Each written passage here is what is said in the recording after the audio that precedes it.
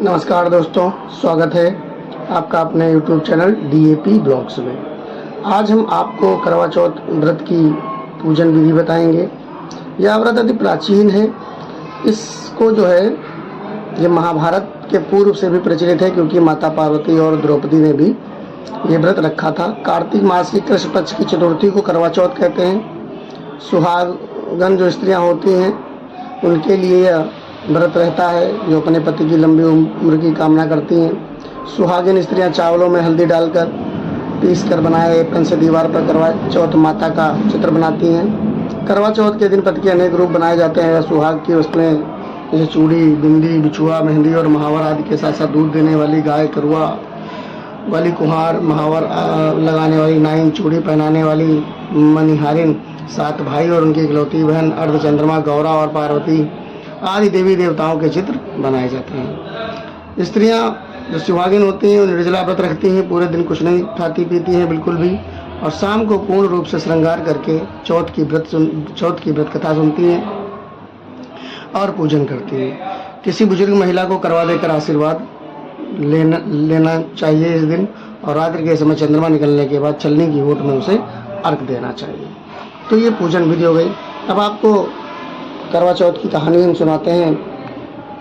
पिछली वीडियो में मैंने प्रॉमिस किया था कि मैं आपको करवा चौथ की कहानी सुनाऊंगा, तो सुनते हैं। जय श्री गणेश का नाम लेकर के। एक साहूकार के 7 लड़के थे और एक लड़की थी। वो 7 भाई जो थे वो अपनी बहन से बहुत प्रेम करते थे। एक बार करवा चौथ पड़ा और जेठानी सहित उनकी 7 बहुएं और उसकी बेटी ने भी करवा चौथ का व्रत रखा। मायके में थी बेटी उनकी।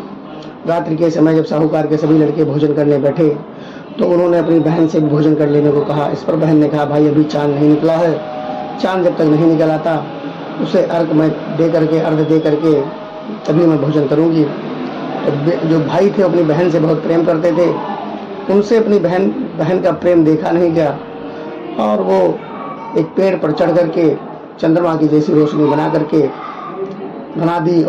और अन्य भाइयों ने कहा कि देखो बहना, चंद्रमा दिख रहा है।